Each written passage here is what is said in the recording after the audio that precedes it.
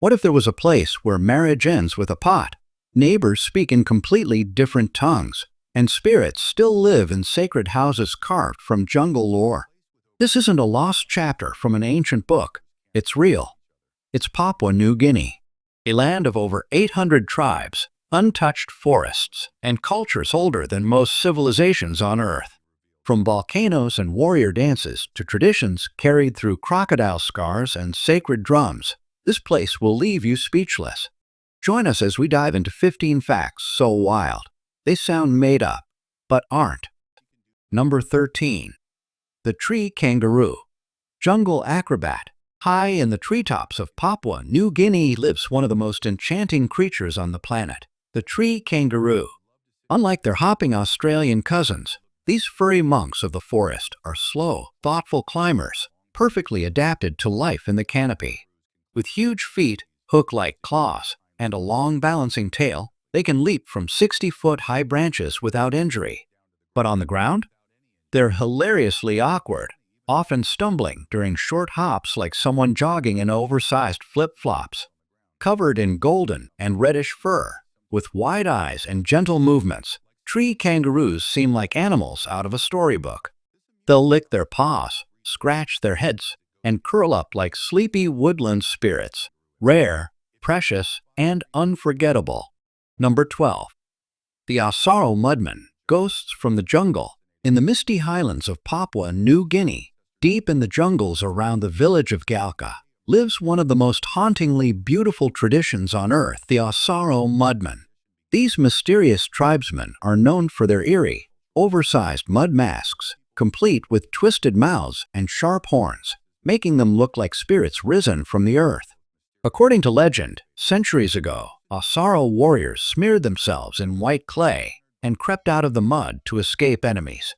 But when the enemies saw these ghostly figures emerge, they fled in terror, believing they were witnessing supernatural beings.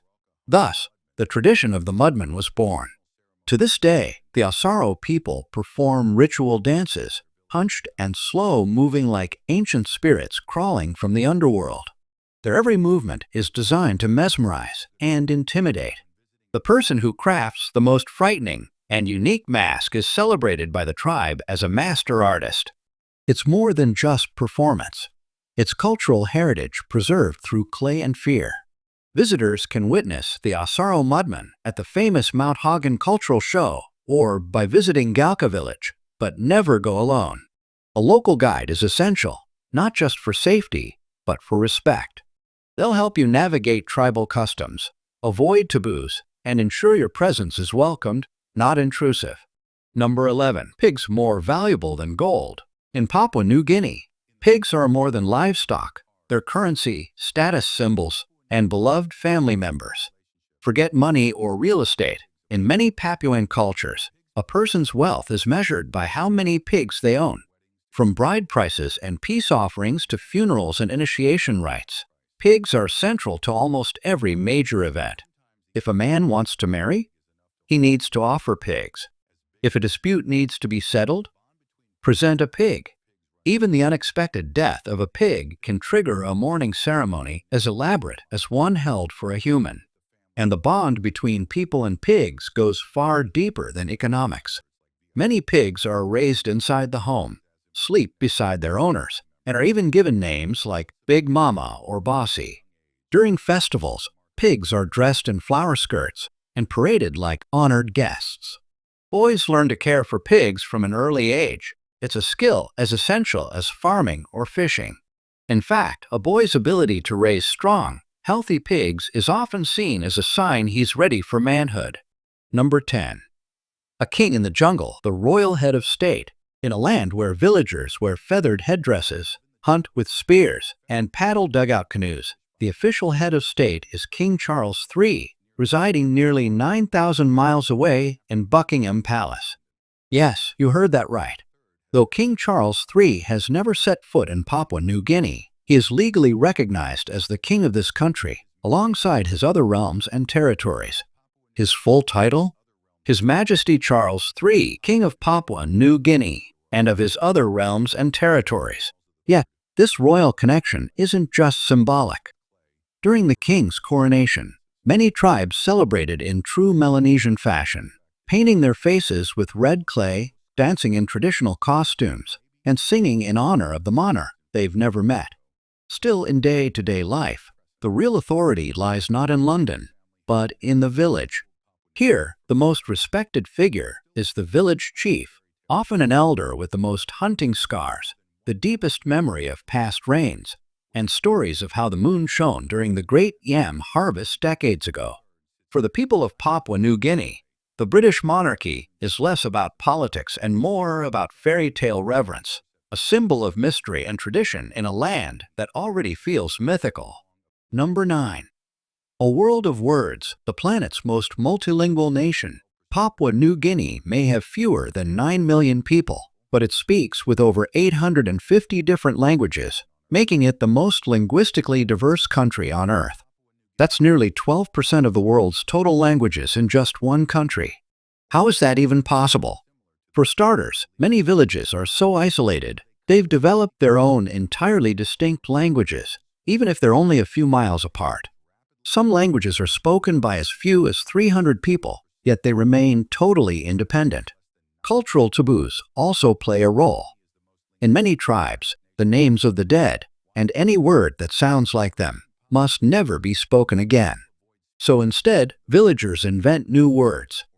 Over generations, these vocabularies morph, splinter, and evolve. In Papua New Guinea, language isn't just a tool, it's a living, breathing ecosystem, always shifting, always growing. Number 8.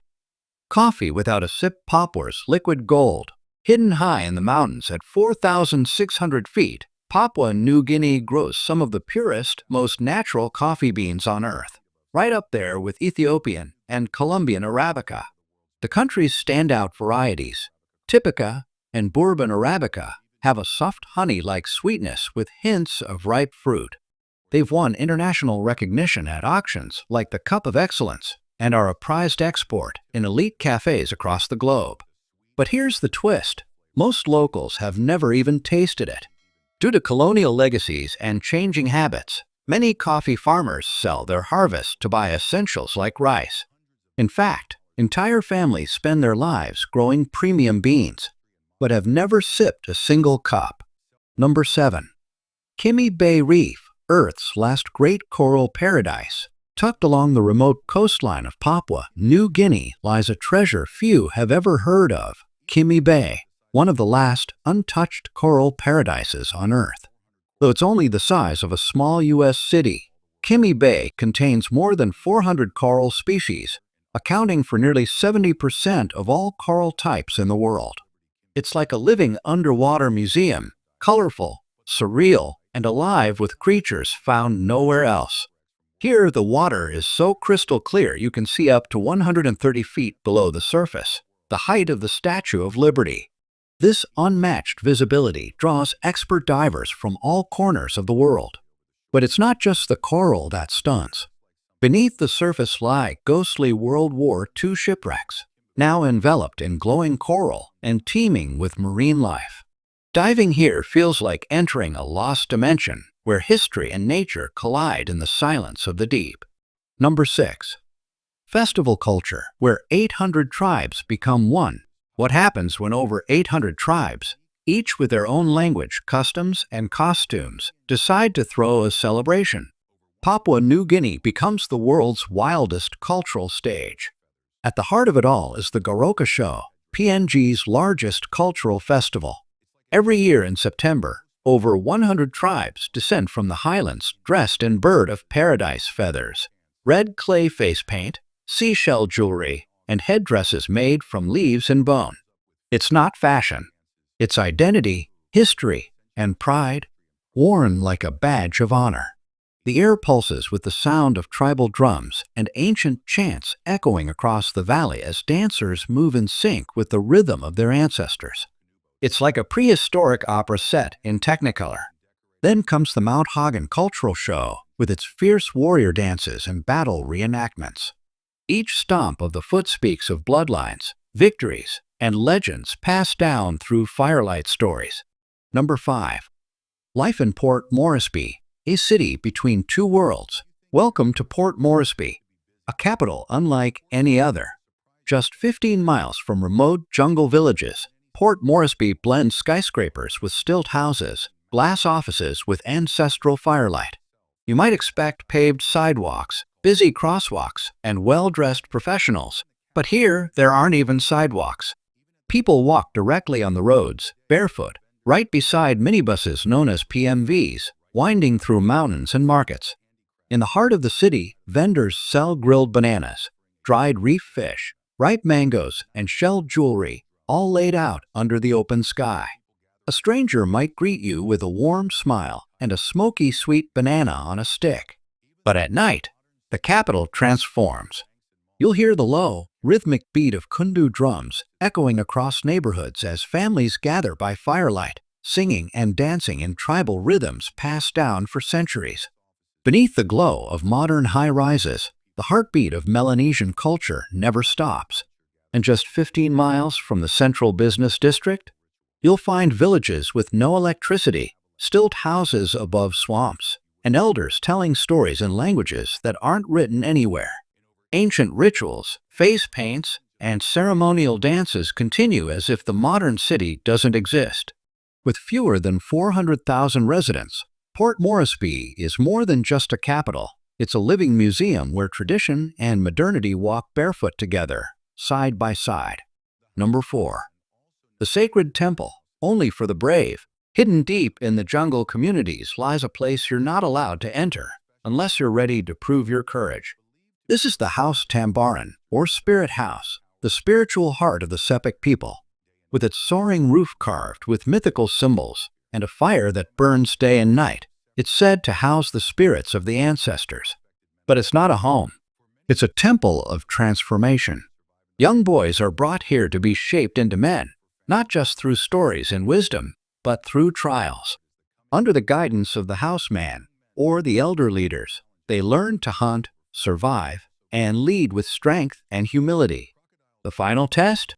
A rite of passage unlike any other. Number 3. Cost of living and visa, affordable life on the edge of the world. Thinking about escaping the hustle of the West for something more raw, more real? Papua New Guinea might just be your next great adventure. In 2025, the cost of living here is surprisingly low, especially for Americans. A one-bedroom apartment in the city center rents for about $200 a month. In the suburbs, around $150. Utilities, electricity, water, and gas come to just $40 monthly. Even high-speed internet 60 Mbps or more costs just $20, though speeds may vary in remote areas. Hungry?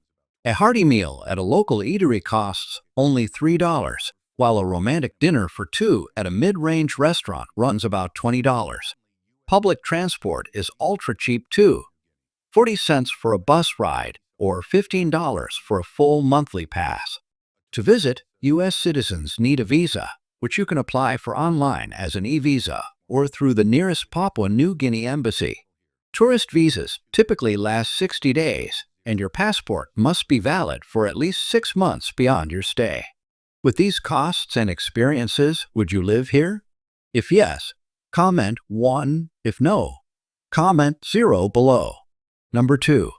Flying to the market, boating home, adventures in daily life. Imagine this. Your morning grocery trip begins with a plane ride. That's everyday life in Papua New Guinea. With over 80% of roads unpaved and many turning into mud pits during the long rainy season, interstate travel is nearly impossible. Instead, villagers rely on small aircraft like Twin Otters and Cessna caravans to hop between towns. Some airstrips are nothing more than grass fields where kids play soccer and families gather just to watch the plane land. It's not just transport, it's a community event where there's no runway. Pilots drop supplies from the sky using ropes, everything from medicine and school books to, yes, even live pigs as honored VIP deliveries. And on the water? Many locals canoe or boat for hours just to reach the nearest market, passing through lush mangroves, dolphins, and seabirds. It sounds like a National Geographic documentary, but it's simply a normal day in this wild, water-bound nation. Number 1. Traditional food. a feast of the forest and fire. Food in Papua New Guinea is a celebration of earth, fire, and tradition. The national dish, mumu, is a full sensory feast cooked underground. Layers of pork, sweet potatoes, green bananas, taro, leafy greens, and coconut milk are wrapped in banana leaves, placed on hot stones, and buried for hours. The result? A warm, smoky, earthy stew, tender and rich with mountain flavors. Daily meals center around cow, or sweet potatoes, eaten by most locals 2 to 3 times a day, like rice in other parts of the world. Craving something fresh? Try kakakota, raw reef fish marinated in lemon juice and coconut milk. It's creamy, tangy, and refreshing, like a South Pacific twist on ceviche. And no celebration is complete without the roast pig, a symbol of wealth and pride. Cooked whole over bamboo, glazed with pork fat, seasoned with wild herbs and salt, and served like royalty.